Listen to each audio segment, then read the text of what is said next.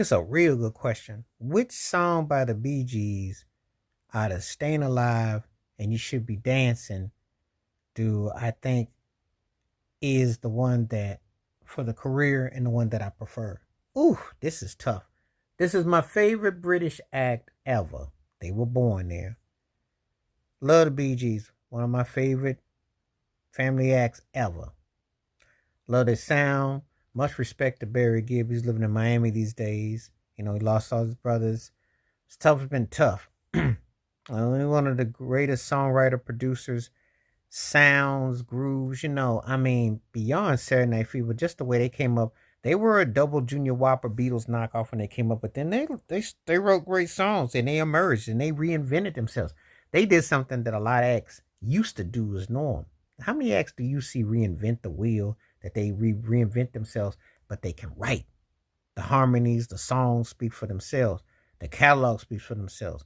Writing for a lot of people, who's who. These are two of the greatest songs ever that were on the Saturday Night Fever soundtrack, which came out in '77.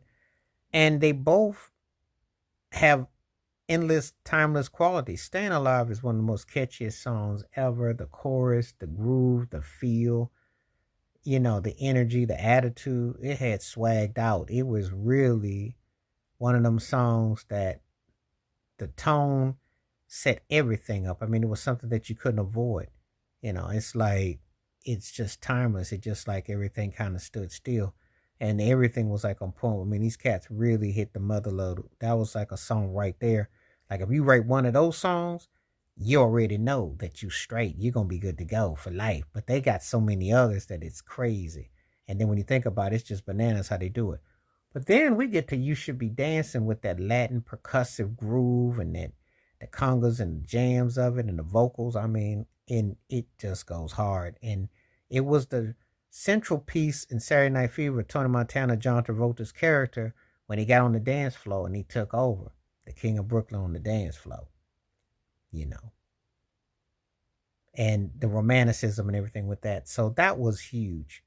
That really was, and then the song is just endured, and it's still a favorite for so many people. So when you have those kind of heavyweights, it's kind of like, okay, where do we go from here? How are we going to size this up? Where are we going to put this at?